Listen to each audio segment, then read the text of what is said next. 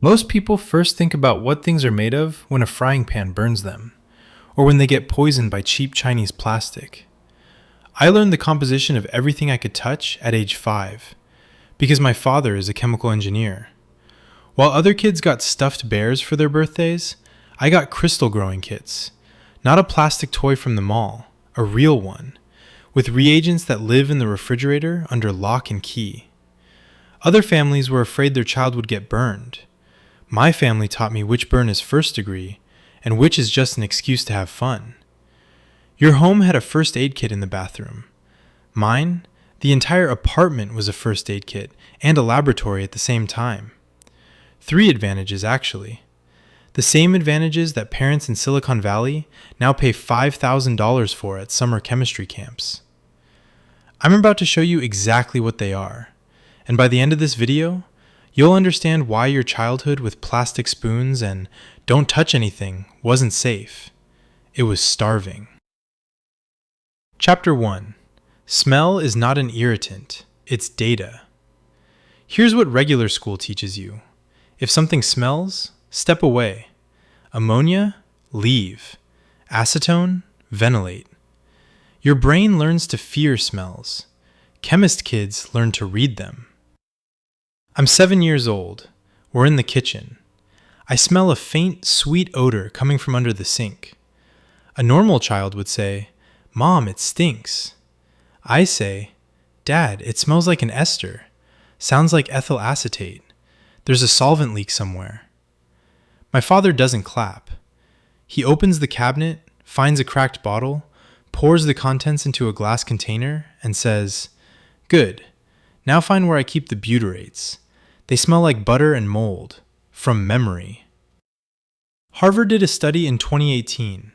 Neuroscientist Venkatesh Murthy proved that the olfactory cortex in children who train smell recognition from an early age is 30% more densely connected to the hippocampus, the memory center.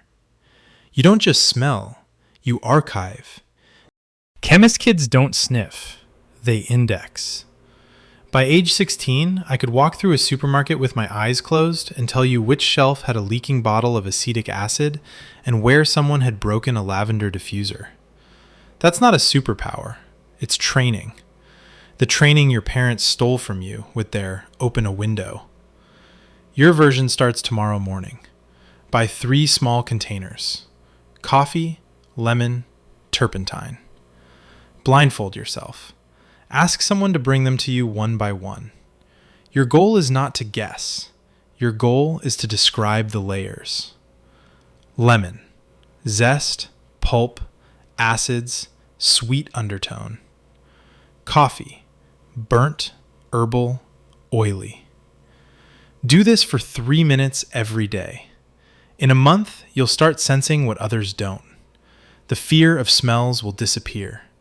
Only curiosity will remain. And that's scarier than any ammonia, because curiosity doesn't ventilate. Chapter 2.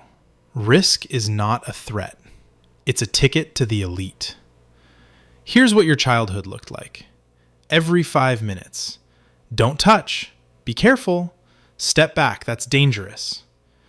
Your parents fed you fear because they didn't understand chemistry themselves. It was easier to forbid than to explain. Your brain ran into a concrete wall called, "Ew, it's acid." In my family, there was no word dangerous. There was the word concentration. My father never yelled. He said, "Hydrochloric acid, 15%.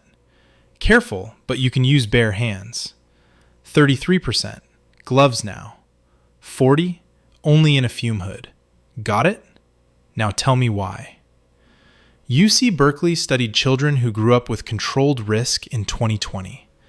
Those who were taught the boundaries of substances instead of blanket prohibitions are 4 times less likely to panic in emergencies as adults. Because their brain doesn't scream, "Ah, danger!" It looks for parameters. Concentration, temperature, pH. At 13, I spilled concentrated sulfuric acid on my hand. A normal child would have run off crying. I ran to the sink, held my hand under cold water for 20 minutes. Then went to my father and said, "Rinsed it, minor redness, no necrosis. I'll wear gloves next time." He nodded and asked, "What was the percentage?" I told him. He said, "Good that you didn't panic. Fear is a base. It corrodes faster than acid." Your version. Find a compatibility chart for household chemicals online. Open it. Just read it. Remember which concentration kills and which just stinks. Then open any bottle in your bathroom. Read the ingredients. Don't trust the bio and eco labels. Look at the sulfates and chlorides. You'll be surprised. It turns out you're living in a chemistry laboratory. You're just afraid to touch anything. Stop being afraid. Start understanding. And the whole world will stop being hostile. It will become a reagent, and you, the one who controls the reaction. Chapter 3. The periodic table lives in the back of your skull. Normal people search for information on Google. Chemist kids remember where each family of elements lives. The difference is colossal. I never memorized properties of substances. I memorized their neighbors on the table. Alkali metals, group 1. Lithium, sodium, potassium. They want to give away an electron. They're hungry. They need water to explode.